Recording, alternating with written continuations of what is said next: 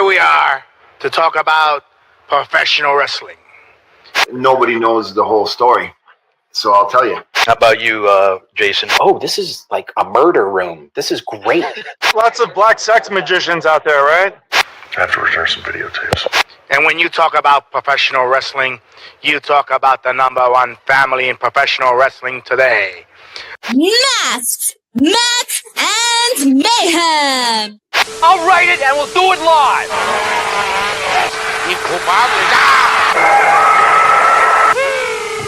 You know what that means? That means it's time for another MMM show.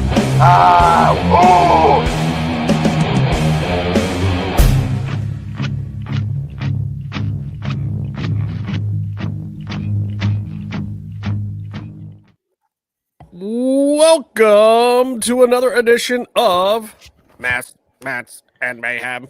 I'm your host, Justin Outlaw Harvey. You can find me on social media at Justin Harvey75. You can find the entire show on social media at MMMshow75. What's crack-a-lackin'? How y'all doing? Yo. Oh, you did see, Tony, you did the right thing. I don't know. I never know which setting it's supposed to be on. So we gotta let's go. We gotta let's go. We gotta yes. We gotta let's fucking go. We gotta let's go. Apparently it's time to go. Time to go home. Should I start with Dynamite? Should I start with Dynamite, Bear? You're wearing the shirt. I feel like I should start with Dynamite.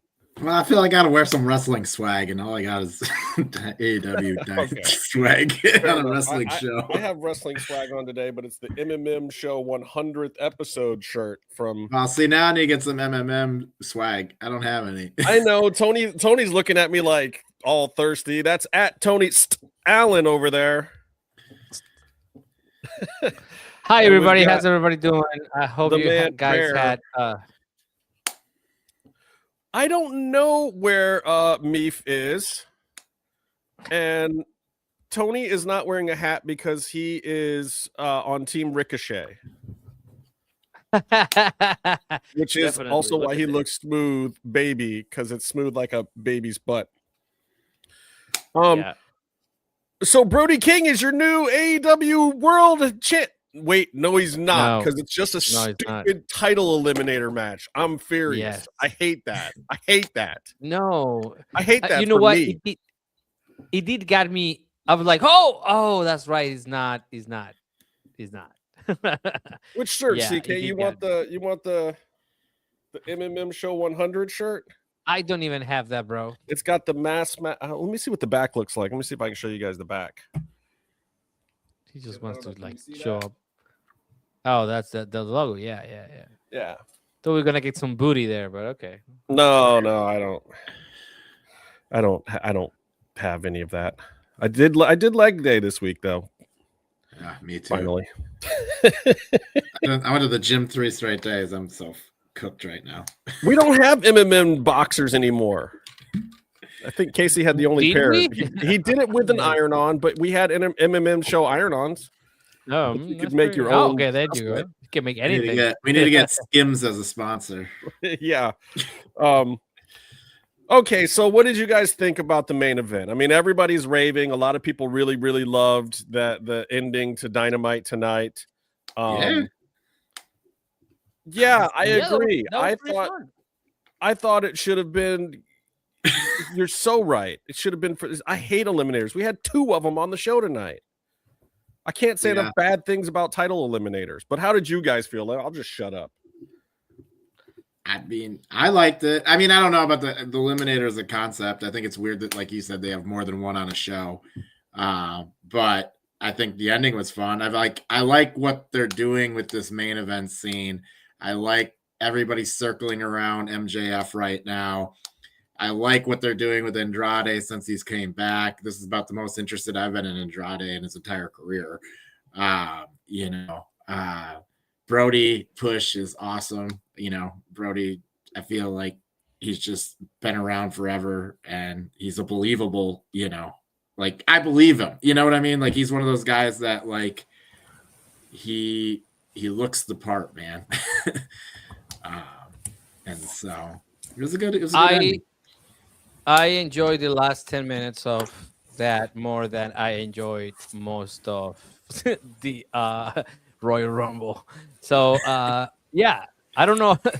I don't know if that's a good measure. And yes, Andrade, there was this moment tonight when he hits Brody from the back.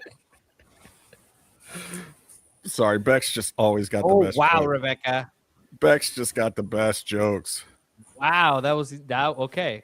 And Meef is a shiny face spud. Something like that. No, so continue with what you were saying. So you like the Andrade angle? Andrade, there was something that was super funny today. He hits Brody from the back, and then Brody doesn't even flinch, and then he goes like, "Oh shit!" like mouthing it. So like you could, it was like, "Oh my god!" He made me laugh so hard. Like it's just like, what the hell? Now he has comedic timing in English. Like what the hell's going on? He always kind of did. There were some moments that, like, right before he left AEW, before when he was doing that stuff with Lana or whatever the heck her name is, CJ. Right. Yeah. They had some moments where he had great comedic timing. Like I was actually liking some of that stuff, and then but of course they couldn't push it too far because he was negotiating with TK at the time and going back and forth on contract negotiations. So they were still keeping him on air. He did exactly what Hobbs did. He worked right up until the end. Yes, Lana Banana. And he had some funny little bits in there, and he can play comedic. Like Andrade's decent. He's just not the most eloquent speaker in either language, quite frankly. Well, to be honest, either one is not forte. I mean, but he's got I gotta charisma. say, but I gotta say, there's been a lot of social media posts about him, and I saw one today. I don't know if I sent it to you guys, but it was I like the way that they describe. I've never been more invested in a Mexican wrestler since Eddie Guerrero, and then they show Andrade on it. So I was like, oh man, that is true. He will probably get up there. Oh, they were investing up at that, yeah. What? Yeah. So did you send it to me? Is that how I saw it? Probably. I don't know. But anyways, if they strap him with a belt, then this is our new Eddie. With the distance, but I mean, yes, I mean, quality on the ring. Are you kidding me? I mean, quality in the ring, but I mean, look, Eddie was a good talker. Eddie had great promos. I mean, some of the stuff that he did with the original LWO was just, before Vince made him classic stereotyped Mexican stuff. He was doing some of that stuff himself, and that stuff was funny because he was poking fun at his boys and ribbing them and ribbing himself and just doing it for giggles because they were buried in that second hour on Nitro. That stuff was amazing. I don't even know what language that is, but I'm going to put it on the screen because it looks cool. Hi, brothers. What's up, brother Lakshmi? What's up, brother? That is... Give me a second. Get my brain working. Salud. No, I mean it's like I said, I've seen Andrade in a lot of different places, and as like a gringo dude here, I don't know, it's never there was some moments like you were saying towards the end of his first AEW run where there was some character work that I was kind of digging, and then he had that Continental Classic run, and it was like, all right, cool, and then he left, and then did nothing in the Fed for a while. He left to go and get divorced and then do a best of 7 with Carmella. But Bachelor Andrade is the funniest thing that I've ever seen. Just him hanging out with the hotties. I mean, he had some. Now, was I incorrect tonight? Did they call his finish the DM? Is that the name of his finish? I hope so.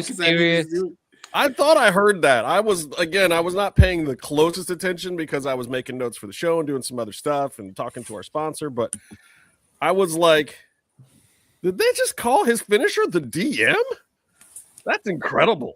He slid into the DM. That's what he's been doing. I mean, that's his whole thing right now. And I don't know. It's fun. He's fun. The entire main event scene is fun. I mean, even the Swerve and Kenny match is like intriguing to me. Everything that's happening. I think that's very intriguing, actually, and I think this is part of why the numbers are up, which was part of what I wanted to talk about tonight. The AEW numbers, we're not talking up, we're talking considerably up.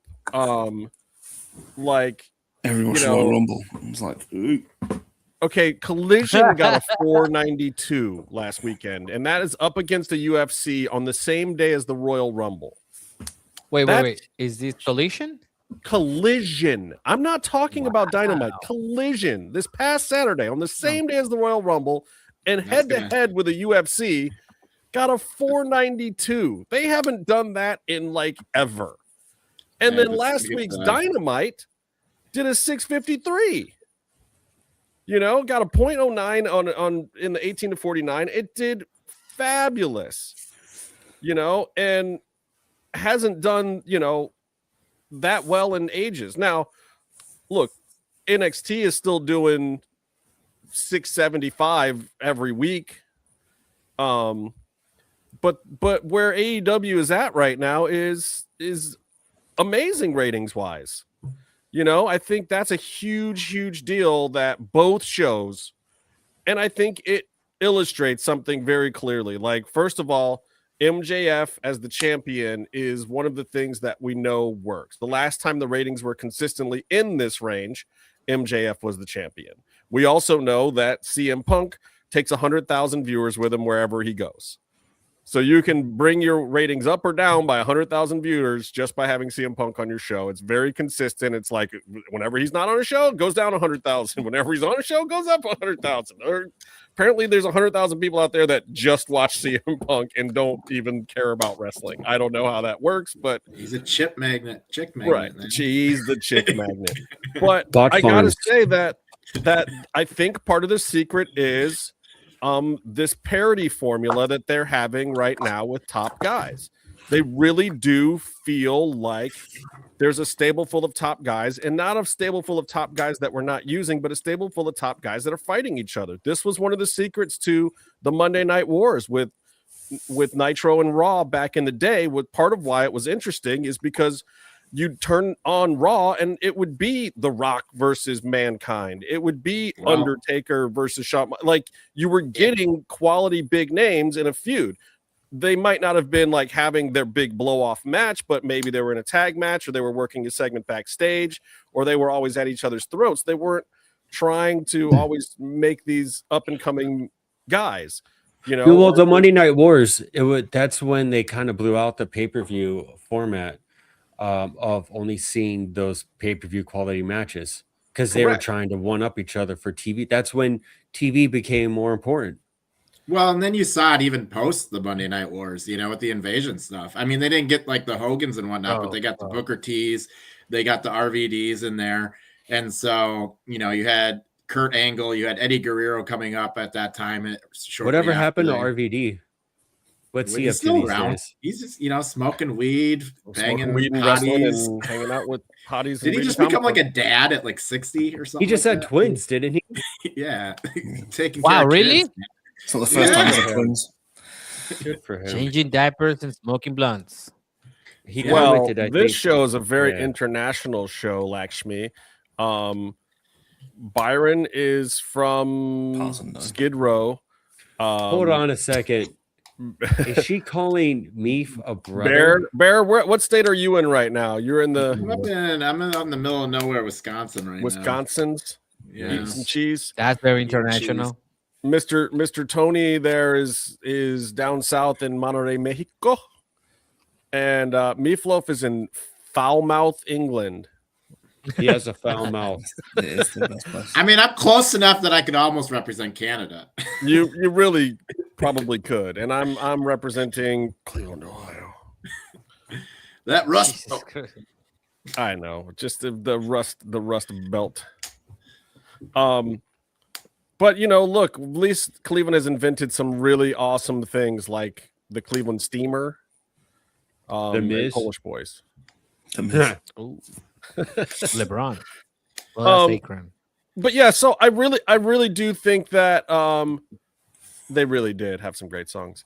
I really do think that the parody with this top guy situation is part of this newfound success. And like, can they keep it going? Like, don't give me bullshit. Give me some decent matches. Let's not make them all the same. The fact that there was 2 title eliminators today, I definitely have an issue with that. That did not work for me.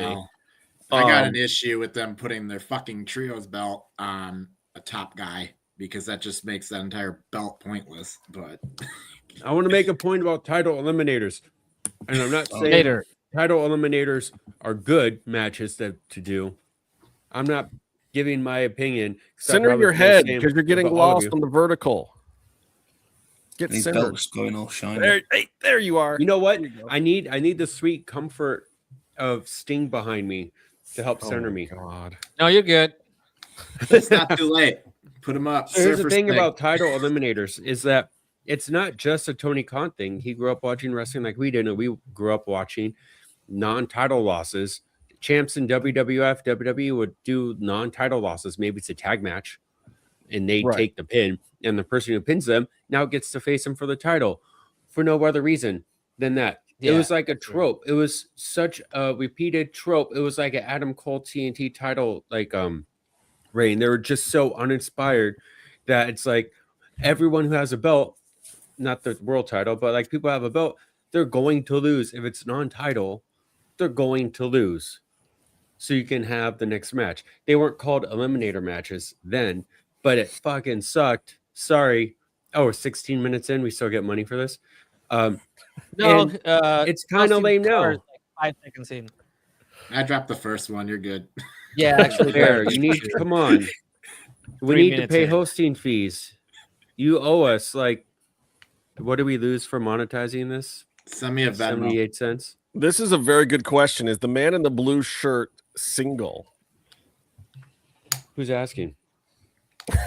Wow, you're supposed to say man no. Deep. Man deep. Man Niagara. I couldn't say the next I'm actually. Thanks, I'm Man married. deep Nagar. 9950. I'm just. You know reading what? the I would name. enjoy saying that name a lot. He's a friend of Race's fan. Love these names, guys. Keep them coming. Keep them coming. Why? We have the best fans. I do want to give a quick shout out to Comatose. I hope you get hit by a fucking truck. Wow. Damn, I read the comments. Wow. I know what you're saying. What do you mean? He's saying Sting things, isn't he? Yeah, that's a yeah. No, that's a Batman quote. No, Sting did use it though. This is what he said. You think I didn't see that? You son of a bitch. Byron, welcome back from the homeless shelter. Wow. It's a real contrast, though, isn't it? And you've got the how much for the homeless guy in the blue shirt? Jesus Christ. Oh God. I've been in the desert all day helping my friend build his camping property. Can we talk about Chris Statlander for a minute? I liked the promo tonight. I liked the look tonight. She looks great. Oh, I didn't see that. I saw your comment, but I didn't see it. Damn it. She's getting better. Sometimes just getting the reps works. Like she looked like she felt comfortable in front of the mic. It was a pre-tape, but it didn't seem like it was some pre-tape that she flubbed 5 times or that she was like nervous or weird or she had to remember a bunch of crazy shit. Like she came out, she did her shtick. She looked great, even though she looked like a cross between, what did I say, Wonder Woman as a road warrior on a Star Trek show or something. Like she had some mixed metaphors going on in the costuming, but it worked. So who cares? Like it's a results-based industry, and she got the results. But I was kind of proud of her. I was like, okay, that's my champ. I'm feeling this. That was good for her. I dug it. I was not a huge fan of the women's tag match. I liked the mixed tag better, though I won't talk about the stipulation match in Australia. But of course, Tony needs to have a big moment out there in the land down under. So more power to her as we head into Grand Slammy. Are they promoting the Australia show? I thought they kind of forgot about it. No, that was the whole like they got. I think it's like isn't that Brody match? That was like the whole thing to sell it. That's the reason why he won, so that he can go and face whatever. I didn't watch Dynamite yet. I'm going to. Goat is going to the show. This spoiled mother. Whoa. Which match are you most excited for? Since you're going, you tell us. What are you excited for, Goat? You are the. We can feel the silence with information. He's our Macedonian correspondent. You don't need to put that on the screen. Hey ho, here. This is Kermit the Frog. He does sound like Kermit, doesn't he? Justin does. You That's racist. Fucking Muppet. All right. Meef, did you get a package from Omeface? I did. What'd you get? See, I told you Meef got a package. I knew he got a package. Wait, I need music for this, don't I? If I stand up, I'll show you a package. Oh my god. No Meef. I'm gonna shuffle sideways. Watch. Dramatic. Because I've got some boxes too. I'm gonna open mine, but I think I might need scissors. Yeah, 1, 2. Do we need scissors? I got my own face. No. I've got multiple packages here. I'll let Meef unbox first. This beat is whack, and I gotta come back with a couple of in and a 6-pack.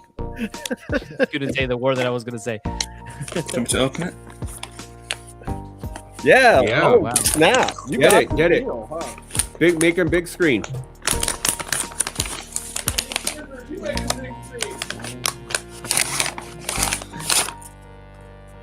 Everybody has producer control. So for those of you who don't know, we have recently taken on a sponsor named Omeface, and they've got some wonderful products that they've sent us. And this one is the Omeface First Class Skincare Essentials Travel Kit. It's not even that expensive. It's like $30, and you get everything that you need to take on the road with you. You get the face wash, you get the toner, you get the moisturizer, you get the trio kit. Step 1, 2, 3. They're numbered on the bottles. Oh, so no, you don't mess it up. Fine. Yeah, you go number 1 first, you go number 2, number 3. All right, so how to use for best results, Meefloaf. Listen closely. First, step 1, cleanse. Use the cleaner, cleanse your face, apply a small amount to the wet skin, gently massage upward circular motions, my friend, then rinse thoroughly. Then you get the toner. You know, after you clean your face and you do your shave or whatever, you get a little mist, a little swat. Then you got to use the serum. Massage a small amount into the face and the neck area. That's the anti-aging serum, which I believe is in this travel kit now, Byron. This is the upgrade, right? So there's a new number 3, Byron. And then you get to our favorite, which I'm got on today. I don't know how well you can tell, but I've got on the face moisturizer. Gently smooth to the neck and face area. Finish the routine by applying some of the SPF, a little bit of the sunblock if you got some in there. Takes care of your hydrating, your cleansing, your calming, your skin soothing, removes excess oil, reduces acne, unclogs your pores, reduces enlarged pores, soothes shaving, irritations, moisture balancing, protects, nourishes, improves sign of aging, and delays early aging. God dang, that's a lot of stuff to read. But yeah, honestly, like, I use this stuff all the time. This kit, amazing. I've been asking for this forever. Like, Byron, when did we start talking about this? We've been asking for this. I've been asking for travel size stuff for a year. Yeah, I mean, well, you started using the stuff probably a year ago. Yeah. And then we had to send you more because your kids would keep taking it. And then you're on the road a lot. For all ages. Yeah, it's great stuff. Also, like with Valentine's Day coming up, and suppose you're a nice lady who wants to get this for your boyfriend, husband, but then they're dumb and lame. They don't use it. You can use it, and it's still great. My wife uses it all the time too. She steals your stuff, and you let her? I steal her stuff. She was using it before she met me. when she first met me, she's like, "Hey, what's your skincare routine?" Still switch engage for this. Okay, I gotta upload. I don't know if that'd be can. great. Anyway, this stuff is great. And the travel kit, you could buy all these things, but the travel kit has them in travel size, and also lady. And get it from the man that you want in your life, so his face is nice and taken care of. And you could put other stuff in a travel kit too. There's room. It's a very, very usable bag. I love that we got more of the sunblock because I'm almost out, and then I got my travel kit here too. But you know what this box is, Byron? What's that box? This box is an order I placed myself using code MMM20 because yes, I actually buy this product as well because travel sizes don't get it for me and my son when we're at home because he washes his face, I don't know, at least 2 or 3 times a day, so he doesn't get all that teen acne and all that crap that was killing him a year ago before we started using this stuff.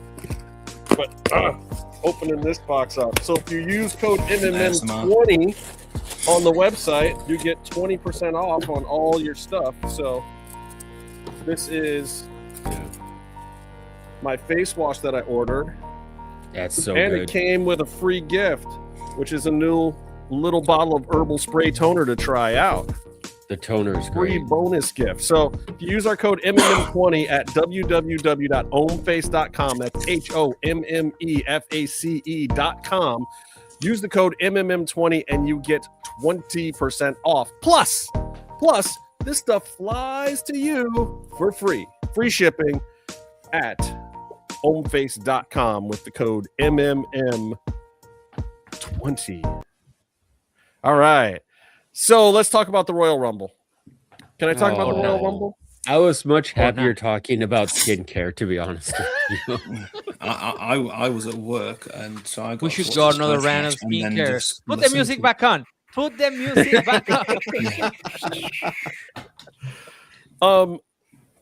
So I think that this year's WWE Royal Rumble in Riyadh was a fail.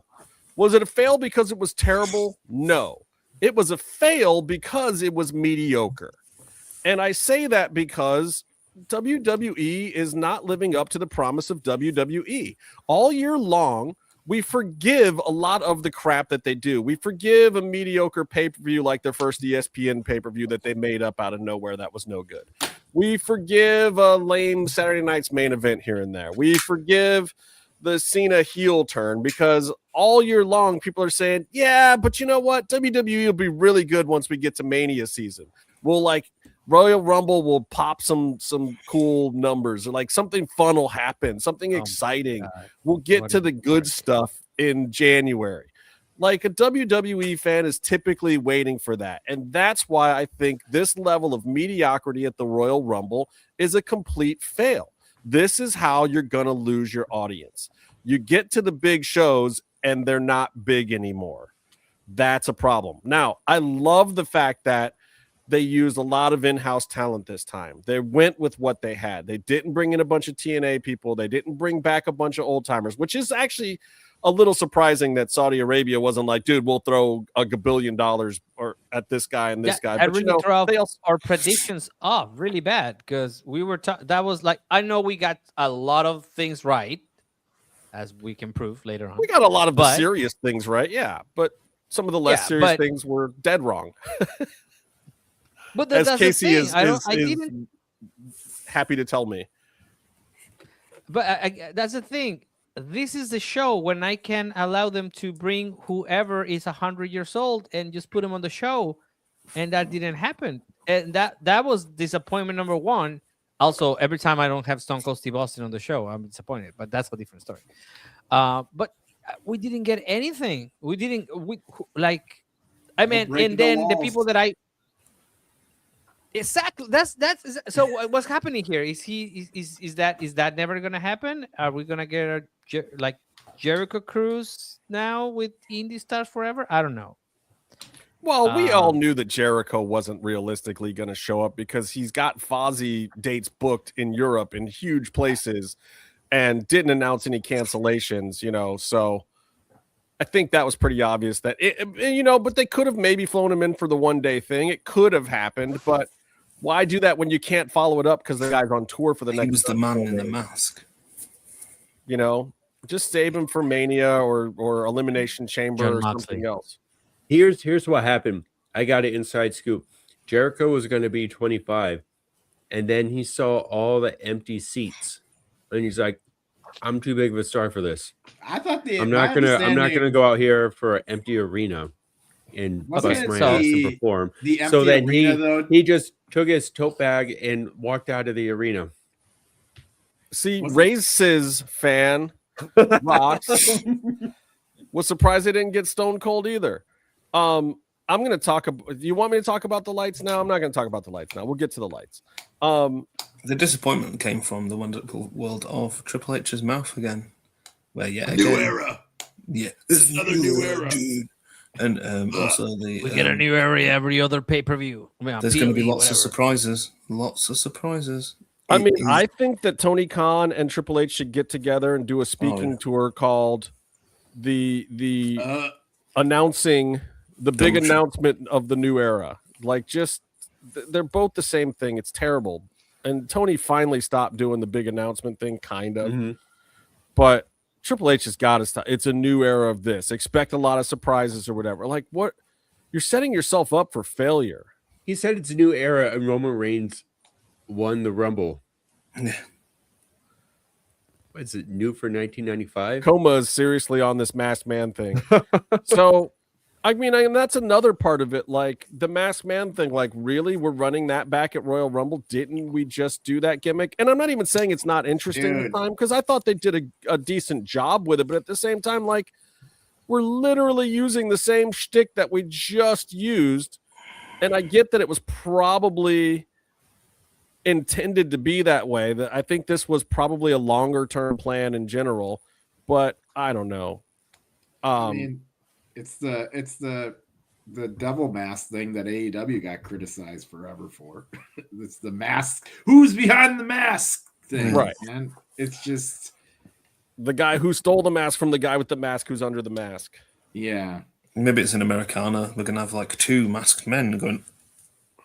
It was A-Train. It was it should have been A-Train, but I think it was A-Town doing the same thing he did the last month. Well, okay, so didn't have that nice. Well, they didn't show it. Coma thinks maybe Zilla Fatu, possibly Adam Pearce, maybe Orton. He looked pretty Gringo. It's Grayson Waller. Whoa. I thought I'm the only one who can some say that word. People speculating that it might be Jake Paul. I think that's actually not a terrible call. It did look a little bit like him. Yeah, exactly. And whoever it was had a little bit of a gut. But again, whoever was actually under the mask doesn't have to be who they reveal either, as we've learned. Yeah. So, do you think they just have one person that plays all those guys now? No, this person Just clearly had a little everybody bit of a belly to me. So people were like, "Oh, does Zilla Fatu have?" Zilla Fatu is not really. Zilla Fatu is more built.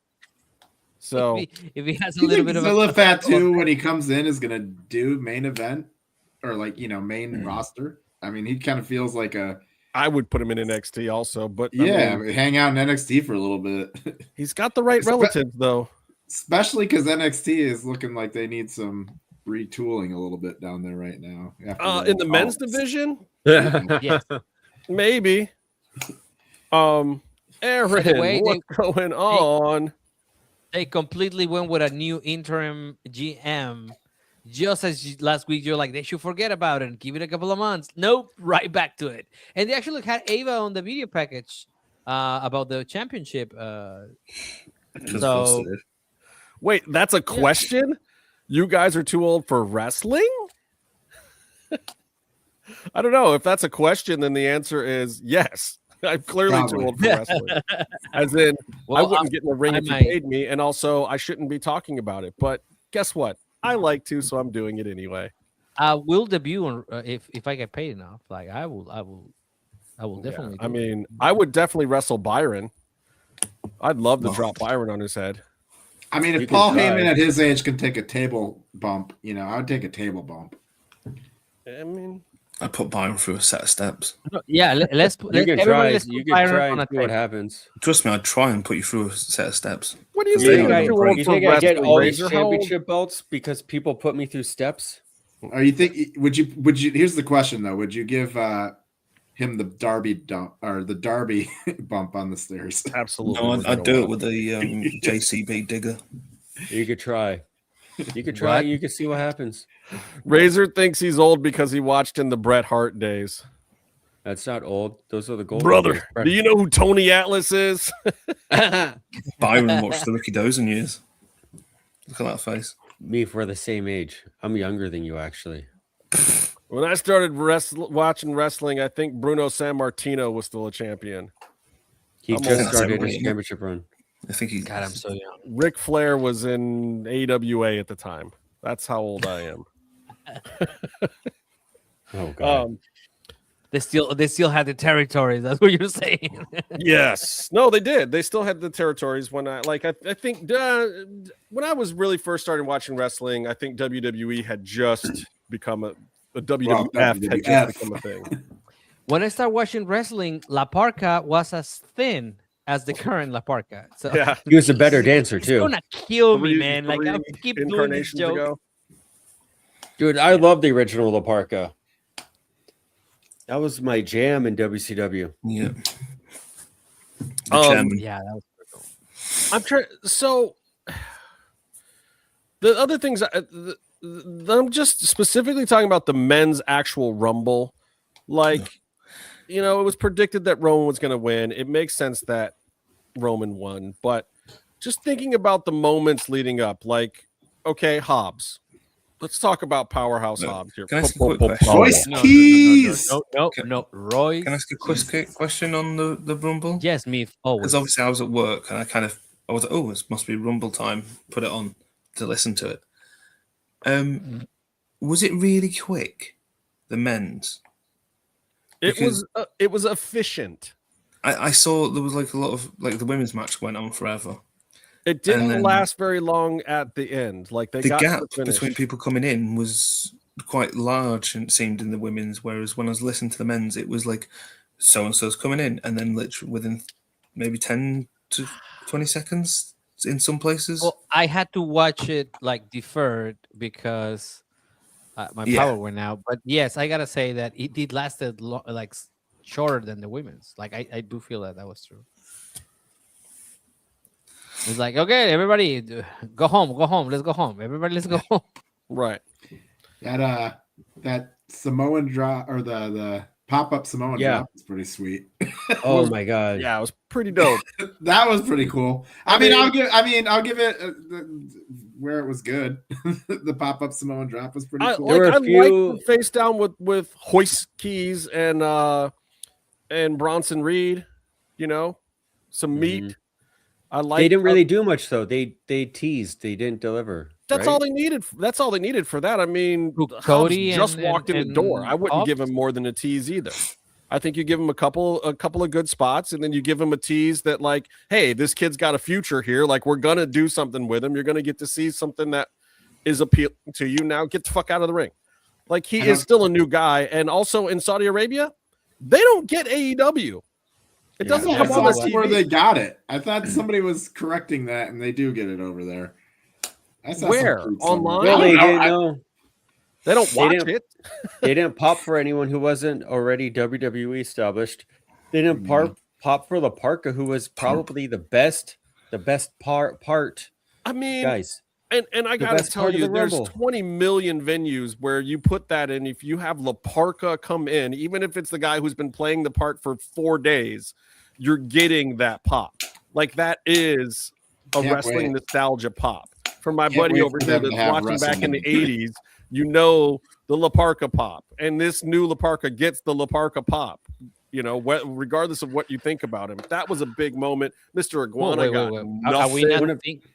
Are we not getting? Do you guys are not liking La Nueva Parca? No, I think he's good. There's some people who don't. But I'm saying whether you like him or not, La Parca coming into the Royal Rumble should be a fucking pop. Period. Yeah. End of story. Yeah. Like there's no universe of wrestling other than Saudi Arabia. Maybe they thought it was Khashoggi. Into a Royal Rumble, and there's no pop. Yeah, that was very odd, especially for me. Rebecca brings up a point that that we were just talking about, like Keith Lee and Brock, with the whole teasing thing and not doing anything. They teased a really good moment with Brock and Keith Lee in the Rumble. Really good moment. And then did nothing. I mean, they teased a A-Town Down breakup for like 2 years, and then no one cares about A-Town Down. I'm just saying, you're gonna care about it soon. It's not the first thing they just drop at the head, like where it's like, where did that go? I hope Grayson Waller's under that mask so it pays off. It's gonna be Keith Lee and Brock Lesnar. Byron, why are you ignoring Mandip Nagar? I don't think I'm allowed to say his name. Hey, what's up? It's very nice to meet you. Thank you for listening. Just Bye, don't do the hard R. Thank you very much for being so kind to me. These gentlemen, I use that term very loosely, that are on the podcast with me, are very not nice to me. So I very much appreciate you being nice to me. I thought we were going to get Pat McAfee too. I thought that was an easy celebrity pop for Saudi Arabia to put Pat McAfee in that thing, but maybe he didn't want to fly. Who knows? But it really was kind of devoid of surprises, right? Yeah, that was the thing. Like that was not really like he just played. Even things that we called at the moment that they came out, they were like, yeah, that's what we said was gonna happen, right? I mean, I would have liked for at least Hijo del Dr. Wagner Jr. to show up as well.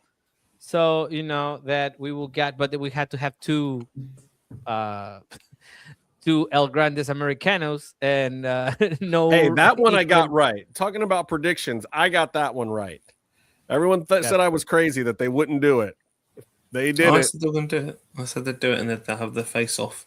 Yep, they did it. And I love the fact that the Dieter from Sprockets Americano was in Mexican colors and the Olympic Americano was in the USA colors. Original. So that we know which one is the heel. Hey, did on Raw, did Americano, the one we like, bust out a lot of swear words? I was watching on the UK feed, so I don't know what promos were on TV or not. What the hell is going on? I'm just gonna leave that one on. Byron would like to be Mandy. I mean, if that was your name, you could use it, Byron. Oh God, Byron Nagar. Oh, love it. I mean, I guess my other question is, why did Gunther need to be in the Rumble after the retirement match with AJ? That is true. He wanted to retire 29 other people. I mean, like you want a nostalgia pop, something like that, and you put Gunther back in there, and then after Gunther did all these retirement things, then it didn't even amount to anything in terms of like, him getting a title shot or anything. Yeah, I mean, look, this was your nostalgia pop was Brie Bella. That was the whole nostalgia pop. And maybe Brock Lesnar. I mean, or actually it was really the AJ Styles match. But yeah, it was. Yeah. And great. That match was amazing. That match was exactly what it needed to be. There was nothing missing from it. It actually lived up to the expectation, in my opinion. I thought that match was good. It was the speed and pace that it needed to be. It was, and then AJ doing his weird teasing stuff afterwards was perfect. I mean, it's got everyone questioning: is he fully retired? Is he just retired from WWE? Is he going to surprise us back in WWE at some point? Is he going to go to TNA? The taking the gloves off. We'll find out tomorrow. Like another wacky episode of TNA on AMC. They're like every other week good. That's their name. That's true. Last week, they're every other week good. Last week I was watching. I was like, okay, this is not terrible. I gotta say something about that though. They have some solid matches. It's just that the production looks like you're watching like indie stuff. It doesn't match. Yeah, the ability does not. Yeah, that's what it looks like, and I think. But they are. They're like development below NXT. Anybody that's like good gets rated at the end of the year, and like Right. that's And then they that's move like on to NXT. or they move on to AEW. Well, but now Evolve is technically development under NXT, and then LFG is technically development under Evolve. So is TNA down below LFG? Like, I think it's below. Okay, so the ratings for LFG are about the same as TNA. Raw. Remember when they were going to compete with AEW? Raw, NXT, SmackDown. Right. SmackDown. No, okay, you know what? Never mind. No. Hold on. Raw, NXT, AAA, SmackDown. Yes. And then whatever the fuck, LFG. And then Evolve, LFG, TNA. Yes. I do want to say this, though, speaking of AAA, before we get too far away from it. The fact that Mr. Iguana and Lola Vice were in the Rumble, respectively, in their Rumbles, and appeared on AAA later in the evening, even though it was taped. Time differences. Yeah, is awesome. It's just awesome. Like a year ago, if you told me the guy that was going to pull double duty for the Royal Rumble was Mr. Iguana, I would have said that you were high on crack cocaine that you snorted in your butt. Like I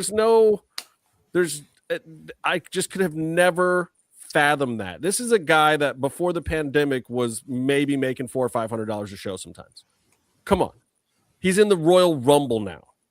That is so freaking huge. I'm so proud of that guy. Like the fact that he just kept fighting the good fight. He just kept doing the damn thing, and Lola too, Valerie Loretta took a chance on herself. She was a winning MMA fighter. She was knocking people out in Bellator. She had like 4 great fights and decided that she really wanted to do this wrestling thing. Went to the PC, like all her fame went away because she just disappeared into the bowels of the PC for like a year and a half. And then started slowly working her way up as a wrestler. And now she's in the Royal Rumble and on AAA and on NXT. And Saul Ruka, the finish of the Women's Rumble with Saul was oh my God, yes, the highlight of the and it's my pop of the week too, by the way. Like that finish was some videos. Amazing. I've seen some videos comparing Saul to like Jeff Hardy. Well, the really wardrobe. like that. Yeah. Well, no, but even the fluid of movement. Sure. Because doing that thing is not, I mean, I could never do it even in my 20s. I probably lied. Is he taller than Jeff Hardy ever was? I think about the same height. Right. Yeah, but can I interrupt you guys to tell you that Byron I interrupts just us. have There's a shock. something completely unrelated to wrestling to talk about. No, actually, I'm going to send you guys. Kota Ibushi's Kota Ibushi's insane. Ricochet is doing really well on Twitter right now. Talk about him. Please just leave him alone. Why? Because he's doing great stuff. He's talking about how WWE killed his passion for wrestling, and now he's loving it again. And I get it, right? But then other people are saying, like that's Jimmy not what he's Cordes, talking about, is it, Byron? He said it's not his legacy. Have And you also taken Byron, did you take your Ritalin today? Yeah. I don't take that. I don't need any of that. Did you pay attention to what he's actually writing, Byron? As a professional, I can tell you that you might need to take that. Anyways, so what I was saying is that that's what I didn't like, that when they have them come in, like Mr. Iguana and La Parca, that the crowd was so I'm not gonna even say even mild, it was dead. You will see on that reel that I will post tomorrow. It was very bittersweet because yes, he got there. If he had come out on the United States or any other country, I'm assuming now, after what you mentioned, Justin, that pop would have been insane. But then he comes out and he's like, everybody went to bathroom or something, and I hate that because he should have gotten a huge pop. You talk about how AEW is not there. I guarantee almost nothing from Mexico is making it out there. In terms of like, I mean, it is part of what's wrong with Saudi shows, but I think I've been spoiled because a lot of these other overseas shows recently, the crowd response has been phenomenal. Like the crowds are into stuff that you wouldn't even know. Like, they're singing "Whoop That Trick," from a guy who's just come up from NXT. 20,000 people in Europe are all of a sudden on the Trick bandwagon. Like, damn, y'all are y'all knows your stuff. And you will think out of any place to say "Whoop That Trick," it will be Saudi Arabia, right? No, it wasn't "Rock That Chick." It wasn't "Stone That Girl." Whoop that trick. You want to deserve better. That's all I have to say. That's all my. That's gonna be my pop and my drop for this too. I mean, so did the women's. I mean, the entire women's division deserved better. They put it on at the beginning of the show. The stadium was half empty. My understanding is there's a lot of people that didn't even go in there out of protest because it was, women. But wrestling. That's okay. So let's talk about the lights for a minute. Let's talk about the lights for a minute. The place was full. The lights were bad. Not during the women's match, though. Yeah, it was. So what happened? They changed the level of the LEDs after the women's match and took the brightness down because it looked so empty. Do you really think people were paying that much money and not going inside the venue? All of that stuff is nonsense propaganda. If you talk to anyone who was actually there, the whole place was full for the entire main card. There was not an empty seat in the house. It was the lights. Those LED lights were a complete and epic and utter fail of design. They didn't test them out properly. They lit the room the wrong way, especially for the women's match. So it looked dead empty. Anytime you were shooting straight at the lights, anytime you were raking across, it looked totally empty. But there was people in almost all of those seats the entire time. If you talk to anybody who was there, there's people who have video during the women's match. It was even getting reported here in the States that it was empty. Like it looked empty. I hadn't heard that story about the lights, so that's the issue. I think that's the larger story here is that we are getting these doubts of crowd sizes again from WWE, whereas it was only happening with AEW. Right? So now we're getting this was it full? Were people and yes, it was stupid. Why does it matter? Like that's the thing that bothers me is the crowd size thing. I don't care how big a crowd is. I don't care how many seats here. For me, it's like, what's the energy level of the audience? You know, like what's the venue feel like? If you have enough people in there that are making it feel like but this was part of the problem because part of when AEW started sinking was when the talent all of a sudden has gone from cutting promos to people to having to stand there and cut promos to no one when all the people are behind them. So even if you have a hot crowd, you can feel the emptiness as a performer. And I've talked to a lot of the wrestlers about it. Now, AEW has been slightly doing better and coming up with some different schemes and filling stuff in and then making sure that at least there's enough people ringside so that when you're giving promos, it works. These theater venues have also become a problem for some of the talent because when you're doing your promos, you're literally addressing the stage because they come out that way and that's where the hard camera is. That's super duper weird. Literally, you've got a room full of people, you've got a hot crowd, and you're doing your promo facing the other way. So they started doing more backstage stuff when they do theater venues and stuff like that, which is smart. And, a lot of the talent now just turns around and faces the crowd because it's like, okay, either they're going to shoot me from the side with the camera that's on the floor and get something, or I'm going to give a cold promo because I'm not feeling the vibe. But it does make a difference because it's the performance and feeling the energy in the room. And you're right, Bear. Like it doesn't matter. I don't care if it's dude, we went to Lucha Underground and it was hot every time, and that place held what 500 people, Byron? I thought it was like 350 or something. I don't know. Like I think the second place was bigger than the first place or whatever, but yeah, it wasn't that much. But man, you would have thought like the energy there was the exact same as when I was in the Philadelphia stadium and Cody finished the story. Like I was there when Cody finished the story, felt great. Also, I was there when Pentagon won the belt. Felt better in a room with, 1/12,000th of the amount of people. Mm-hmm. The on stadiums. So obviously, as we know, American sports are trash. So whoa, the best way to is fans. Fire. Jesus Christ! So in England, we have this wonderful thing where the Americanization of the Premier League is hilarious. So teams like Spurs have these giant stadiums. Hotspurs. Oh God, no, just don't. They have these giant stadiums. What are you Jamaican? And they are so quiet. Leeds have like 35,000 now because of some reduced seating, and our place is like on fire. Every team that comes up there gets an absolute when the fans get going, and we generally chant some Byron, horrible things you about can bring people. that photo into Fulham the, is full of rich show. people, and no one goes. But I tend to agree. The Europeans know how to chant. I mean, they know how to. I mean, that's why, where the whoop the trick thing happens is because Europeans know how to freaking do a chant, like an organized chant. Like Bailey. You know what I mean? Like, so the other thing I was going to say was, so this is the magical thing that obviously the two Khans, not Tony in this one, Sadiq, and I keep forgetting the guy from WWE now. Nick. They were teasing, obviously, Mania at London.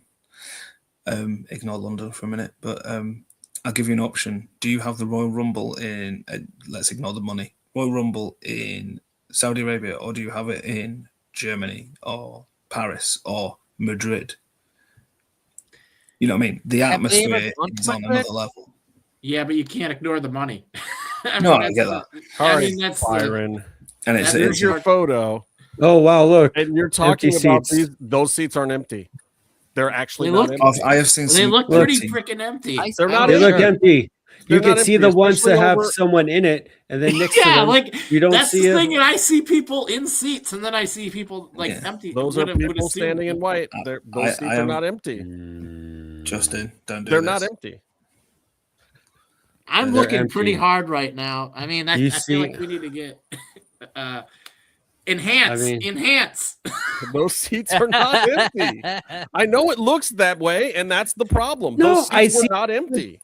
I'll see someone in a seat, and then next to them there won't be anyone. Yeah, and there is apparently, as Bear said, there was actually apparently a not turning up until after or coming to the end of the women's match. Here's the thing: if there were people in the seats, then it didn't feel like it. I mean, even if you couldn't see it, the energy itself didn't feel like. Look at the front row. You've got guys in Lazy Boys. It's the Lazy Boy area, isn't it? The whole. That is kind of weird. Lazy Boys floor. Front row.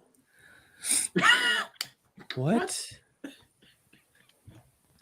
That's just the ultimate thing. That's the thing that you will think that it's comfortable if you're trying to emulate America, right? Like I'm just saying that. But like an emulate America thing. It's like for me, it gets back into like the WWE is becoming a product that if you are a working class like schmo, it's becoming harder and harder to go to a WWE show. It's becoming I said this about a year ago now. The reason why they're doing these shows and they're moving to like Saudi Arabia is because people in the United States are not going to be able to afford this anymore. No, I know. You guys have to, either start, robbing banks or I don't know. Did you see what happened in France? The last time they were here, basically, when what event did they have in France? They had a backlash or something, didn't they? Yes, they did. Yes. So after that, there was all the chanting about because I think they announced they were coming back for like a run of shows, and the French started singing something along the lines, "You've already had our money." Because and don't take off the French, they will actually burn the entire building down. Given the chance, they protest about throw poop inside the building. Yeah, that's gonna say farmers will bring manure. The European tickets are even more insane than the American tickets. So, like, if you go to a house show, it's not on TV. It's costing you like $600. Well, probably about $800 for going down onto the floor seats. say what you will about Vince, and you can say a lot of bad things Wow. about Vince McMahon. Okay. But, wow, defending Vince McMahon. This is gonna go great. Oh. Listen, I'm saying say what you will about Vince. Oh, he did it again. Let Chris be my apologist in a minute. Arturo, clip this. Say what you will about him, but he made it so that families could go to it. That was a big important thing for that, and he made trafficking young ladies. Yeah, I was going to say we know why. I'm not saying he's a good person by any means, but I'm saying what Barry's saying is, in order to keep tickets affordable, women's have to invite the little children to the island. Yes, in order to keep. There must be sacrifices. No, but I mean, I agree with you, Bear. I don't care what these guys say. I agree with you. I'm just saying there was like house shows and things like that. They made it accessible for people to see, and that was important. And now that TKO has taken over, that's clearly not what they're about. And like that's the truth, you know. And like I hated the end of the Vince run too. Creatively, it was trash. But like in terms of like production and whatnot, he made it so that people could still go to it. And like right now, we're getting to a point where I couldn't probably go to it. I couldn't afford that shit, you know. And the criminality also was a problem. You mean? Yeah, the criminality was a huge problem. The creative, the criminality. I need a third C so we could say the 3 C's or something. But you got to feel sorry. Consensuality is the other C. Yeah, the consensuality. Lack of consensuality. Yeah, the other thing with you got to feel sorry for Vince though, because if he was like say 10 years younger, or he'd been ahead of his time a few more years before, he could have been president of America with his rap sheet. I mean, first of all, we don't have an administration right now. We have a king like you guys, Meefloaf. We're 2 countries that have royalty. Thank you. Oh no, but ours hasn't got any power. Just Tony, fingers. I want you to do me a favor because I think it leads into this next topic very, very well. Give me your ranking of the WWE products again. You said what was at the top? Raw. The AAA. SmackDown. And whatever. And you know who else? You know who confirmed that this week? Roman Reigns and CM Punk. CM Punk did, yes. I mean, wow. Roman helped. They buried their own product. SmackDown product. Oh, actually, yes. Actually, Roman was the one that said it. You're correct. Yes. CM Punk like reiterated it. I mean, they buried Drew McIntyre. They buried the championship, and then they buried the show. Yes, they bury the show and the network in the same sentence. Right. I'm now like we don't even have to mention it. You know what's going to cement it too? When they give that championship night 1 main event on WrestleMania. I thought you meant. I thought you were going to say this Friday when they have the show, and they're just going to be very. Yeah, well, this Friday when they have the show and Drew McIntyre can't say shit back, you know that too. What's he gonna say though? They're not wrong. I don't know, but I don't know how you can bury your show. If you walk up to any casual wrestling fan and you're like, hey, who should Roman Reigns face, CM Punk or Drew McIntyre? Everyone's gonna be like CM Punk because Drew is a friggin' snore. I agree, but like I think that promo really sold the pay-per-view and whatnot. I just don't know if you had to bury your secondary champion and your show. And then on top of that, like that Universal title now to me is we just did the rank. Yeah, I know, I understand, but all right. So I guess maybe they legitimized it by making it seem like the second show in the promo. But like, I mean, I'll put it to you this way: if it was one of their top shows, would Road Dogg be the lead creative? Oh God! Would you call up Road Dogg and hire him to be your showrunner? Think about over this Shawn Michaels, like any show that come on. Don't they have the Universal champion on Shawn Michaels and there's Road Dogg? Shouldn't Universal be above World though? I mean, like I don't. We've already discussed America here. So America for the longest time that was how cup in its own sport.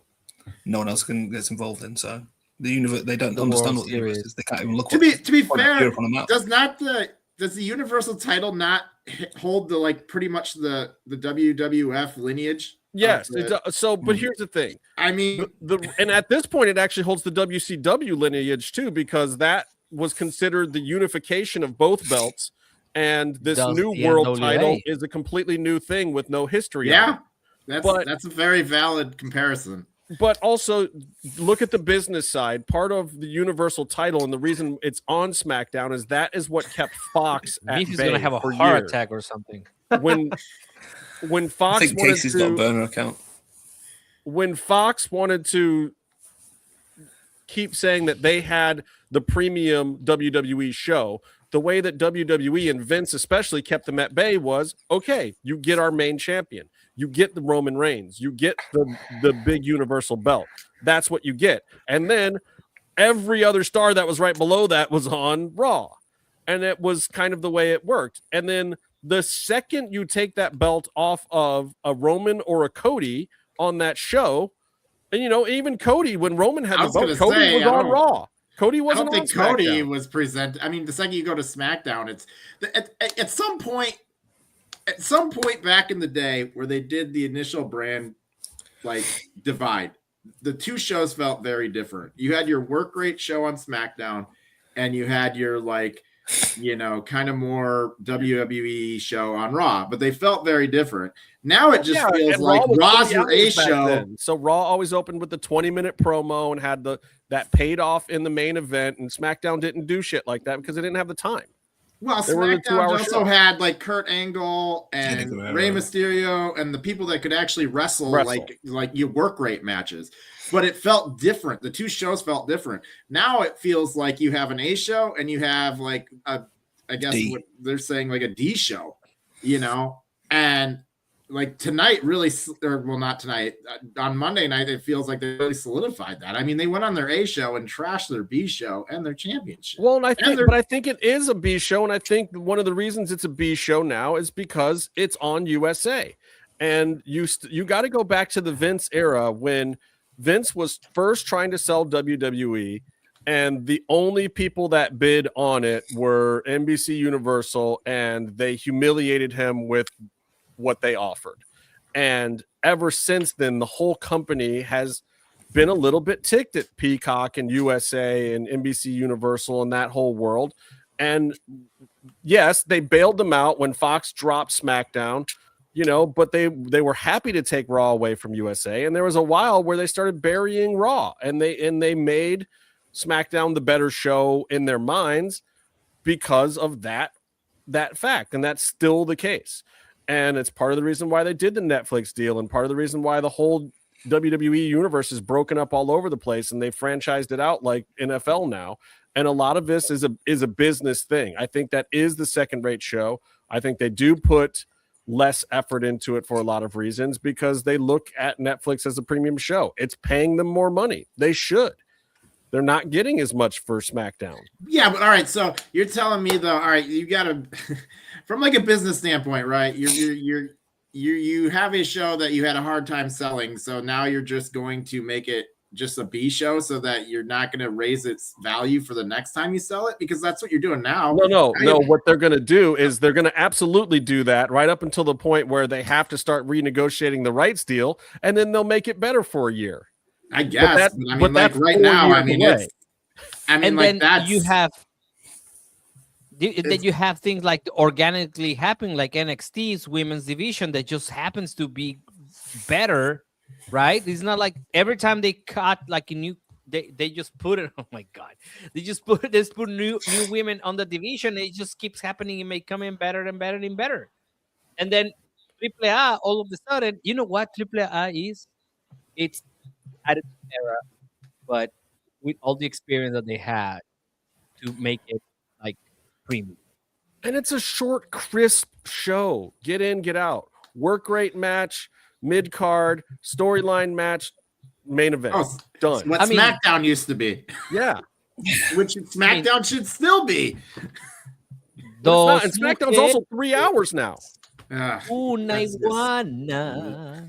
Dos mujeres compartiendo una iguana, un amor. I mean, I just love that. I cannot wait for this. 2 women, 1 iguana. Yeah. 2 women, 1 iguana.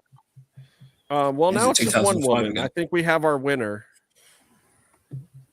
And now it's 1 woman, two Latinos Iguana because can't she's choose got properly. Damian Priest and Mr. Iguana to fight over her. Oh my god, that was so funny. Give me that we feud. None of us got that. Give me that feud. I'll watch that. That would be fun. That would be very Damian fun. Priest has been toiling around and wherever the hell he's been on Smack. And speaking of crap, He's on the D show. I Damian know. Priest is probably going, man, put me back on NXT. What is happening? This is horrible. Give him get him. I mean, that's the thing is like, you know, they got to do something. Like, make SmackDown like your show where you can experiment and do weird stuff with. I don't know. The thing is, it's just awful.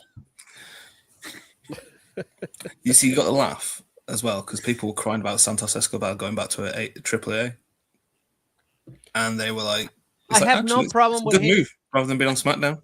I have no problem with him I agree. AAA, but I do have a problem with that promo. That was, I mean, we need to have some. I don't even know, man. That was really weak. I mean, I'm really looking forward to this Saturday show. I will be doing a report on it and on CMLL show as well, but. I don't know. I'm hoping for something better for Santos because I think that it fell flat, and then we have nothing happened after that. Well, but again, they taped everything that was this weekend right after that, didn't they? So once they go to the next taping, I'm sure they'll do more with his storyline. Well, they just announced Dominic and that match for Iguana on a pole. Actually, he's the referee, so it's not Iguana on a pole. So, Tony, can I ask you a question about? Yes, but you have to ask it in Spanish. I got to put this out here now. Oh, me asking in Spanish. Jesus Christ! No. Justin was going to ask me a question, but it has to be in Spanish. But they used "Welcome to the Jungle" on some WWE thing the other day on Unreal, right? They used that. They used "Welcome to the Jungle." That means Santos Escobar should be able to have that back. Please, now they're going to give me it back. Stand on that. Give me it back. I just need one more time. I only know one question in Spanish, Tony. It's "Dónde está el baño?" Even that is pressure. I'm kidding. Go ahead. No, so April 28th. What is happening at Riot Cabaret? Oh my God, April 28th. Oh. So, because this isn't. Wait, you know what this needs? Dun dun dun. Big Tony. April 28th. Oh, ladies and gentlemen, at the ladies and gentlemen, thank you for coming back to the MMM show. We have a great announcement for you all. I don't know why I became Texan. At the Clapham Graham, April 28th, Riot Cabaret, Thunder Rosa, the undisputed women's. Wait. Stop. Not undisputed. There's an interim champ. No. You can't say she's undisputed. It is disputed. Wow. That's already bought. The red Botchamania. We're going to send us to Botchamania. Do you see the card? Do you see the card? Do you see the title card? You have it? The red belt is the real belt. The other one is whatever. Well, Thunder Rosa. I agree. She's got the real belt, but it is disputed. It is disputed because they have an interim champion, Alexis Falcon. She's talking a lot of shit, and she's gonna have that shit put back in. Wow, that was very graphic. I mean, dude, Thunder lit her up on social media and whatever they played at the show. So, look, you want to have? If you guys want to see the promo, you can go to riotcabaret.com right now and use the code MMMFree. And you can watch their show that they had this past Tuesday, and you can see the Thunder promo where she just lights Alexis on fire. These girls are going to kill each other. And, if you're in England, I suggest you go. If you're here in the States, I suggest you get the free trial of Riot Cabaret Gold. Go to riotcabaret.com, go up to the little pull down menu, go to On Demand, and once you go into On Demand, it'll say sign up. You go in there to sign up and you put in the code MMMFREE, and you will be right That's the on-ramp. You can watch everything on Riot Cabaret's website right then, and it is some damn entertaining stuff. If you don't know about Riot Cabaret, go back and watch last week's episode where we talked to the boys from Riot Cabaret. And April 28th, Alexis Falcon is, as Tony says, getting her shit pushed in, I guess. Is that what's happening? What? Yeah, basically that's what I said. Yes, because she talked too much shit. We just lost monetization I was not expecting that much. Okay, I gotta say something. I gotta say something. Okay. This girl came to Thunder Road. This girl came at Thunder Rosa's throat with a PowerPoint fucking presentation. Are you mental? Is that a proper English word to say, Meef? Thank you. Yeah. Are you mental? Are you crazy with a fucking PowerPoint presentation? She's gonna destroy you. You have no idea how. I mean, she knows that Thunder has like an MMA fight under her belt too, right? That like she can actually throw hands. Yeah, exactly. Have you ever seen her like? Just go back and watch all the Deonna matches. Just like that's on the lower end of the craziness. Oh shit! Comatose is calling you out, brother. Oh man, I got. Oh, so if you guys weren't part of our watch along, Tony had said that if Mr. Iguana comes into the Royal Rumble, he would do a shoey. But then a transformer down the street from Tony blew up, and literally he lost power for like 24 hours. Some say Tony shot it. So Comatose and me were left without Tony on a solo mission, and Tony did not do the shoey that was promised and has been promised since episode 200. Put it on the screen. Without further ado, I present to you. Wait, how do I put Tony over in the box? I know you just put no one on the screen. Oh, put him in the box. Nobody puts Tony in the corner. What's in the box? What's in the goddamn box? Looks like a shit. Without further ado, we're about to get cray up in this piece. I think this is gonna sound very lettery. Oh fuck. Shooey. Oh, I'm sorry. Booty. Booty. Rock them everywhere. Oh my God. Oh, that boot is a real vaquero boot too. I mean, it looks like it has stepped in shit a lot of times. Wow. It's not stepped in Byron. No, get that drop too. He's gonna get it all. Get it Don't all. worry. There's alcohol that sanitizes it. There it is. Shooey. Tony Allen is officially a member of the MMMshow crew. Bear, that means you're going to be the next one that'll do it. But we'll have to set something up. Don't do it now. Do it now. Oh, I was. Make them wait for it. Make them come back to another episode. One shoey an episode. All right. Bear's had to watch AEW tonight, and now he's ready to drink. Yeah. Sorry, I had to get the cheap it did taste very leathery, though. Yeah. Like Byron. Well, how do you know what I taste like? You're going to start making people jealous. I've seen it written all over the toilet walls. Man Deep's ready to find out. I got to say, I hadn't had a beer in... Oh, we've got a request. I'm going to turn Super Chat on soon, so... But we do have a request to put Byron on the screen, full screen. So, man, take it off. He said, "Please take it off." All right, that's enough of that. We buy some home face. Buy some home face. Maybe I'll wear a V-neck next time. So Byron, OnlyFans for Byron now. If we get another 8 purchases at homeface.com this week, Byron will rub product on his nipples next week on the show for you, Mandeep. I was rubbing Sting's nipples 2 weeks ago. All right, guys, it is time once again for our favorite segment of the show. It's the Home Face Pops and Drops. Boo, boo, boo, boo. Boo, boo, boo, boo, boo. Where's the Jamaican horns? We need the Jamaican horns. I can't do that. It's racist if I do it. We're not allowed, yeah. You guys want to start with good stuff or bad stuff? My pop of the week was good stuff then. I saw on the Twitter feed highlights from an old AJ Styles low-key match. and it was awesome. It was really great. That's great. They did Why didn't cool you share stuff. that with us? Okay, I'll get it. I'll upload it to StreamYard right now. No, I mean you don't have to share it on the show, but like you didn't even send me a link, bro. I thought we were friends. Well, I thought like the whole concept of the show was like we talk about wrestling, we share a bunch of wrestling stuff together, and then like did I not? It's you know what? I sent it to my boss. What the hell? It's okay. You cheating on me with your boss? 3 days we later, talk wrestling all the time. Hold on. Everyone calm down.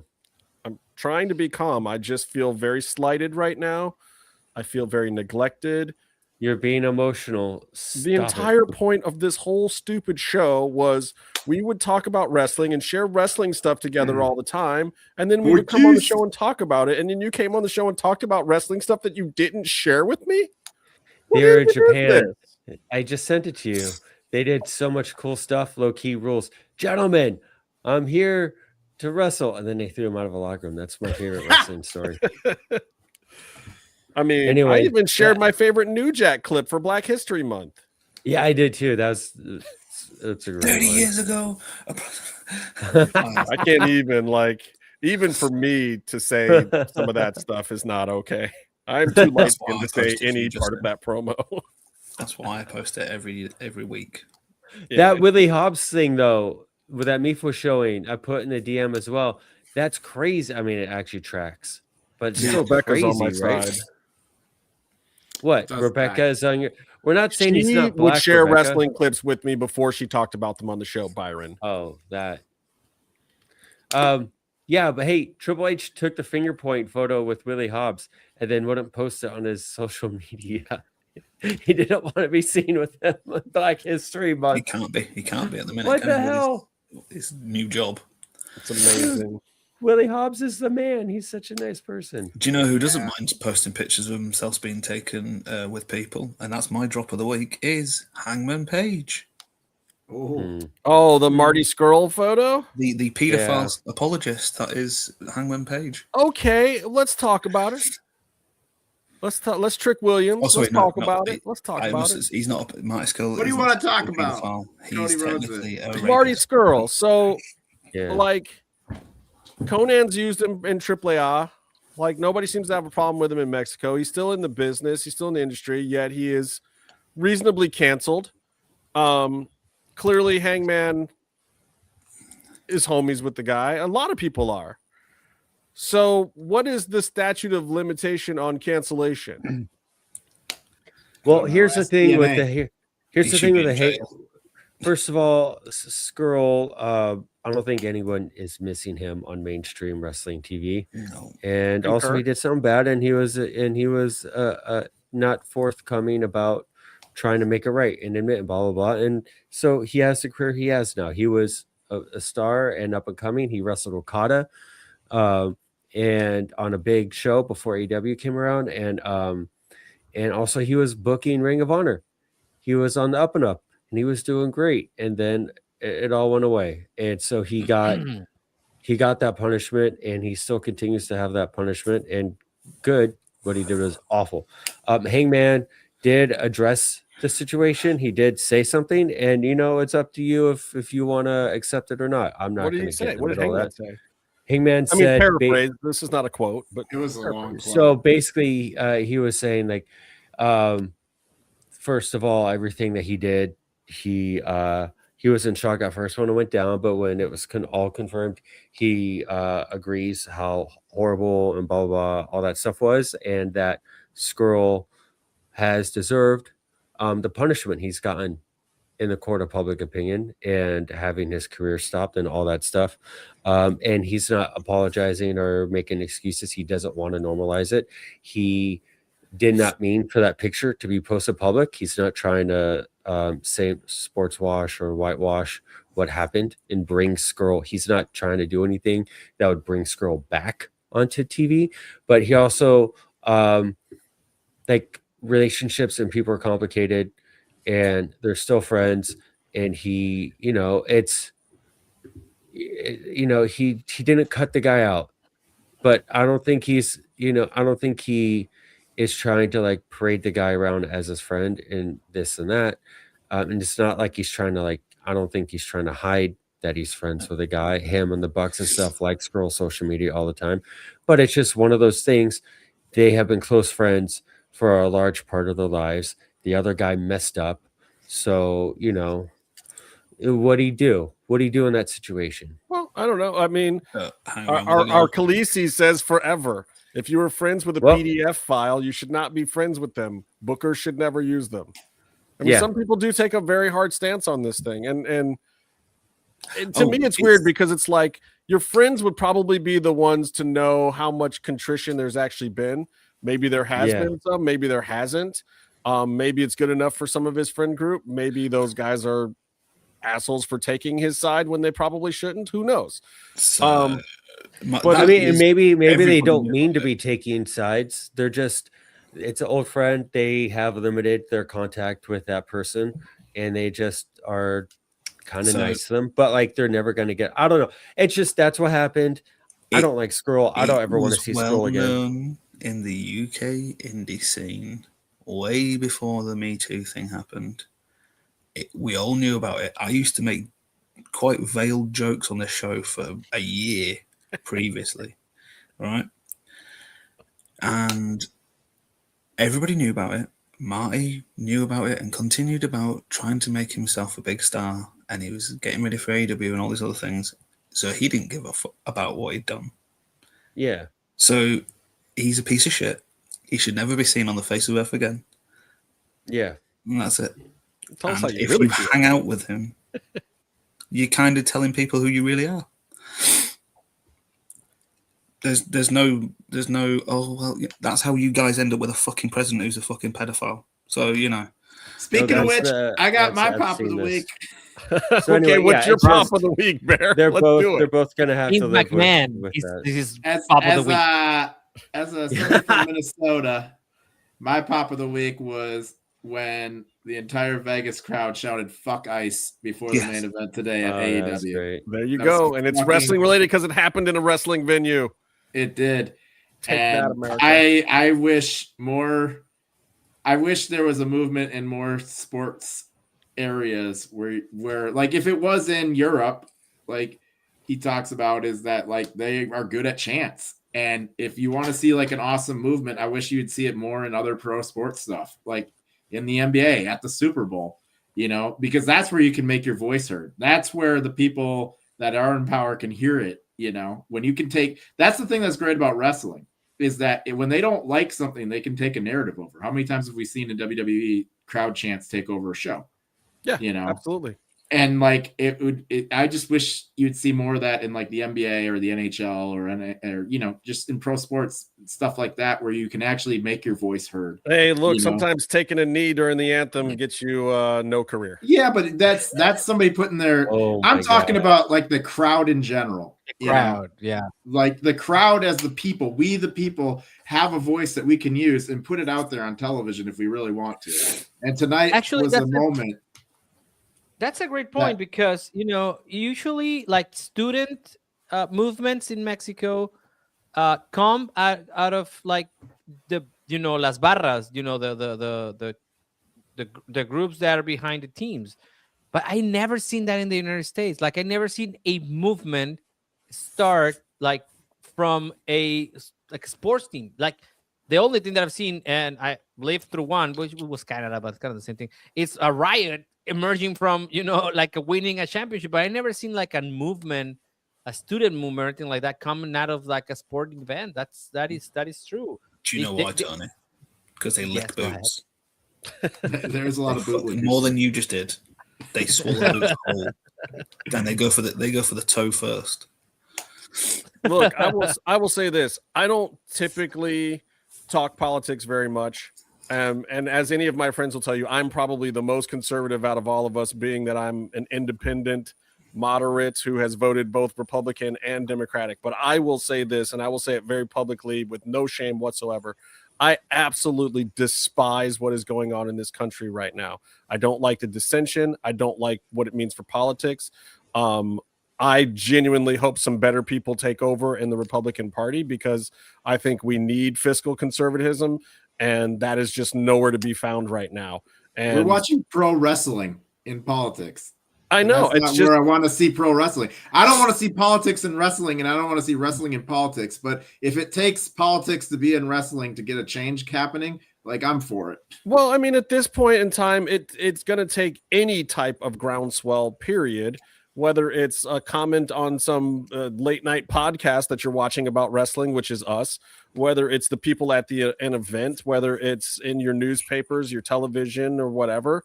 Whether it's the pocketbooks of the people in charge. Like we were talking today about the Buc-ee's thing and whether or not that was a real story, whether the Buc-ee's owner had contributed to ICE directly or not.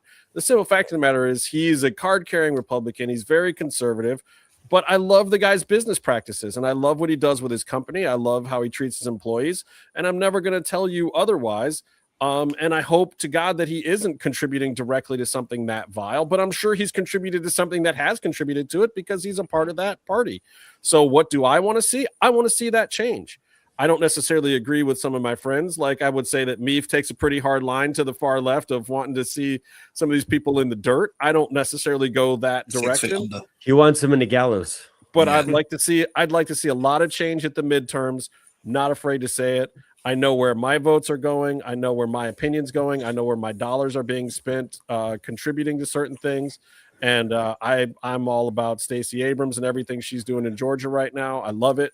You won't hear anything different from me about it. And I hope that people find those people out there that have a voice that makes sense and support them. And that's what I would say on this platform without getting into a bunch of debates on the minutia of any of these issues. Support the people that you feel really actually represent you. If you feel like you are a racist and you dislike foreigners being in your country and you do not believe in your fellow man, please, by all means, continue voting for those people because that's your right as an American. I have friends in Minnesota. They are terrorizing. I don't know if people outside of Minnesota understand like the reality of it, but it's fucked up there, man. Like I have friends, I have family there. I still go back there quite a bit. I just hope that people outside of Minnesota understand that they're just further down a list. Go say Coma's like, get it back in the ring, get it back in the ring, and I will. I will. That's it. I'll get off of it now, but that was my pop of the week. This is all just orchestrated. This is all just orchestrated chaos designed by Jeffrey Epstein and Ghislaine Maxwell, as written in their emails. Everyone should know by now that they created the ultra-right movement and also the ultra-left movement on 4chan and Reddit. This is all verified in the Epstein emails that I read on social media. So I don't know. Maybe if it gets reported in the news, I guess it's real. But I read. Okay, so I'm just gonna. So that's my pop of the week. They made the world better for us. Thank you. Because the people that I represent, they get asked these questions about how they feel about ICE, or I get asked, and I do have a certain degree of reserve of what my answers are, because my true belief, and this is something that, like, I've been affected directly by these things, right? Like, my life has been impacted by this. So what I have to say is, like, you guys, not me, because he's in England, he's got his own problems. But thank you for commenting. you guys are the ones who have to make a change. If you guys think that this is fucked up and this is affecting people's life and it's getting you nowhere to be a better economy and a better nation and be peaceful and love thy neighbor and all that stuff, okay, like Mr. Right or something, then do something about it. Because no matter how many times they ask us, and by us, I mean Latinos, we are still the minority people. We're still the ones affected by this shit. So, yeah, you guys need to do something. That's all I have to say. Okay, and Tony, while you've got the mic, do you have a pop or drop of the week? Either one. I have both. Mixed it up. Give them to us. Pop and drop. It's both La Parca and Iguana being on the show. Yes. That was amazing. I mean, can you believe? Of course, La Parca was gonna be there because we talked about it last week. Because the name brand, it's like putting Pepsi on Coca-Cola. Of course, it was gonna be. But Iguana, man, the rise of this guy, it's fantastic. It's lovable. And it works. Whatever you put him on, it works. He's gonna be there on Saturday, and Saturday is gonna be like fun, because they're gonna have him like decide turn between two lovers, whatever. So yes, that's gonna be fun. It's great. That's my pop. But at the same time, the drop is that the people went like crickets. Yeah. I don't disagree. Like I thought, even for Saudi Arabia, I expected a little bit more. Me, if you got any other pops or drops? He's thinking. Probably not. I've probably got too many drops. Meef's life in wrestling is just one long drop. Everything that happened in wrestling this week. Like I can't watch WWE and enjoy it. I can't watch, and it's so readily available. But Meefloaf, you're acting like there's nothing wrong with hate watching. Hate watching is your enjoyment of wrestling. Don't let anybody stop you from hate watching. That's the problem. I watch football like that because Leeds do my fucking head in. But the thing is, I can't watch. I'm a Cleveland Browns fan. I know what you're talking about, brother. But no, Justin. American sports don't have relegations. I've watched my team go from Champions League semi-final within 2 years. We're in the Championship second division. Within 4 years or 5 years of that, we are playing in the third division of English football in stadiums which are like 10,000, 8,000. Hold on. My team got regulated to starting quarterbacks in like 13 seasons. Yeah. His team got regulated to SmackDown. That's what it's like. Yeah. He went to SmackDown. You got traded to SmackDown. And to be fair, that SmackDown was so much better. The Road Dogg is running his team. Well, I definitely had a few Road Dogs as Iguana managers. is like Mr. Iguana's lizard. Oh, Laesca. Okay, it's like Mr. Sacco. The worst thing that America ever did to me was give me Jesse Marsh. Jesus Christ. Oh, wow. Sorry about your is. Mets, Rebecca. Ooh. Didn't know that. I did not know you were a Mets fan. Wow. Oh, wow. That's some deep. Really sorry. Also, all right. Move teams to the other side of the country. So there's that. Bear, what do you got? Pops, drops? I got one more drop, and I've said it already, but man, I just can't believe they buried their show like that. I mean, it's just like they buried their champion, they buried their show, they buried that championship. Like you can't walk away from that segment and go that SmackDown and Raw are an equal footing. And not that you could before that, but there's no like even pretending anymore. CM Punk and Roman Reigns absolutely buried SmackDown. They buried their own WWE product. Yeah. And also, it worked. It made me more excited about their feud. Don't get me wrong. I want to see Roman Reigns beat the shit out of CM Punk. Like, I'm all for it. But I want to see CM Punk beat the shit out of Roman Reigns. Really? And I'm a Roman Reigns fan, but I want to see CM Punk take it to Roman Reigns just to knock him down a peg because CM's right. If you look at CM's title run in like 400 and something days, he had 5 times more defenses than Roman Reigns had in 1,000 something days. Like, it's crazy. Plus, CM Punk was doing the house shows too. Asshole.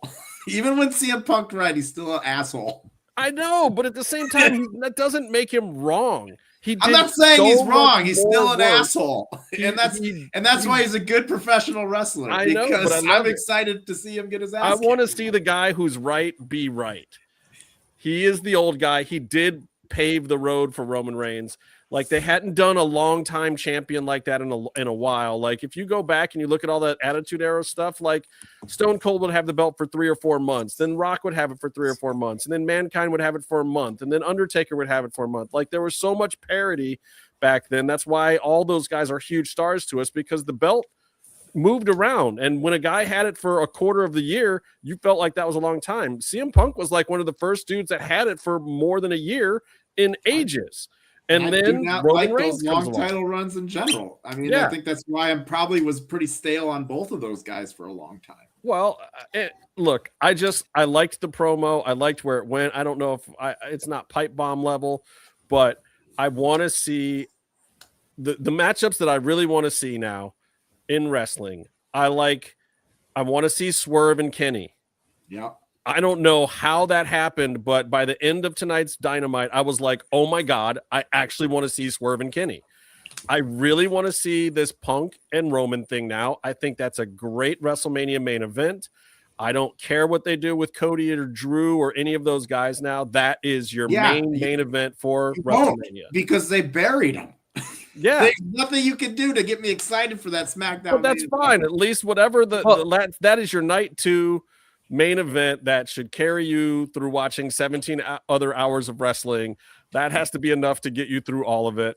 And then the other thing that I really want to see now, ever since Trick Williams squared up on Randy Orton, I want that match. I want that match. I don't know how they made me want that match, but I want that friggin' match. And I'd like to see at this point. We are at this point that you have to bury a whole brand to make a feud work. But whatever, because nothing else has been working. and this you got to make a moment.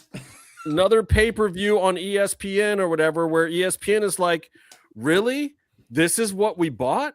Like, this is the great WWE that we paid $1 billion for all your pay-per-views, and this is the crap you're giving us again? Like, this ESPN deal, like, Netflix should be happy. ESPN should not be happy. You know, they're putting better stuff on Saturday night's main event sometimes. They didn't even give them John Cena's last match. They gave that to Peacock. Okay. They gave them the most dismal Royal Rumble in ages, in 10 or 12 years. Like, ESPN's first pay-per-view was the worst pay-per-view WWE's done in probably 20 years. Like, ESPN should be absolutely furious. They are not getting their money's worth. So should USA, because their show's being run by Road Dogg. Bear said it this time. I have come up with a pop as well. Okay. I've been thinking, so I've come up with a pop. Oh God, really? Oh my God. And we've been quite, serious on this show, and a bit like, how do we do this? Go into some politics and stuff. So, that's always a serious subject. So it's been absolutely beautiful to see the blossoming love between Byron and Mandeep tonight. And I just hope it lasts for eternity. To see such a magical, wonderful thing take place live on air has been so wonderful. He wants to wear you like a belt, Buffalo Bill style. I really wasn't trying to look that good tonight, but I guess I can't help it. Sorry. It's the fact that you didn't try. That's what made you so attractive. Natural beauty, Byron. Natural beauty. That's what it is. No, believe me, I know it. It's just you look like a nutsack. It's just some people's tastes. It's because he's using the skincare product. I mean, it's clearly working wonders. I've been using it for a long time. My pop of the week is CM Punk saying, I think WrestleMania is so big. I think our roster is so deep. It's hard to spotlight all the talented blah, blah, blah, blah. To me, 2 nights, it's better than 1. I don't really differentiate for WrestleMania. 2 nights, any main event, night 1, night 2 is the same thing. It's all good. That's my pop of the week. He's talking level-headed. There's no way that could be construed as hypocritical at all. And I think it's great that he's taking a stand and making a solid point like that. He's taking the company's stand, yeah. Oh, is that what he's doing? Well, he has to now. He buried the B show. All right, let me give you my drop of the week. It's still Royce Keys. It was the lights, but it's Royce Keys. I hate the name. I know it has sentimental value. Don't come at me. I don't care. Put something in front of it, like Axe Smasher Royce Keys or something. Like, give me something that makes this dude sound like he's gonna hurt somebody, not like a middle-aged white man that's going to sell me a luxury car. This is not okay. This name sucks. This name is horrible. I'm sorry. There's been a And lot why of did they put WWE names that have come about that are stupid, but this one really takes the cake. You can't tell me. Why they put the old name and then they transition like nobody even care about that? Like just like that even made it even worse because you're like, because wow, they that didn't name was know cool. what a powerhouse never mind. Hobbs was. It was like a cool debut where because TK obviously doesn't own the Powerhouse Hobbs name, clearly they were able to use it and do this transition on screen. That would have gotten the hugest pop in the States. The hugest pop. I almost wish he hadn't debuted in Royal Rumble just because it was wasted. But maybe, when they show the package, they should have had him be behind the mask. Put some more crowd into it. So that is still my drop of the week. It's like, so what the keys? That's even better.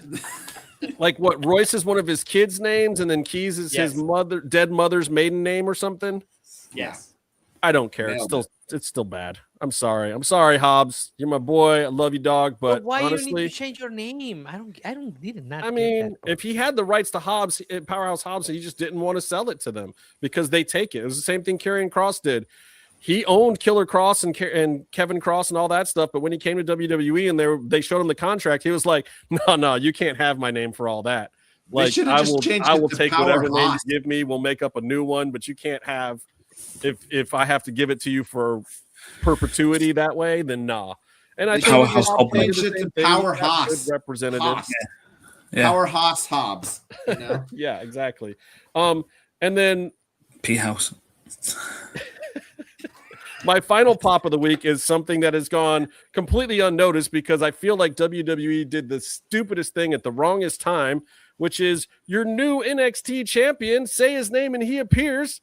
It's Joe Hendry. That's right. Does anybody even know?